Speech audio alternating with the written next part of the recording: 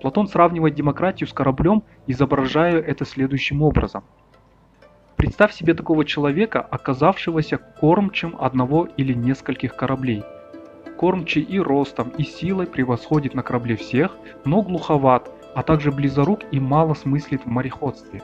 А среди моряков идет распря из-за управления кораблем.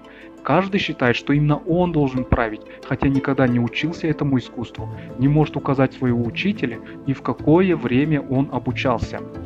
Они осаждают кормчего просьбами и всячески добиваются, чтобы он передал им кормила. Иные его совсем не слушают, кое-кто отчасти, и тогда те начинают убивать этих и бросать за борт. Одолев благородного кормчего с помощью мандрагоры, вина или какого-либо иного средства, они захватывают власть на корабле, начинают распоряжаться всем, что на нем есть, праздничают, пируют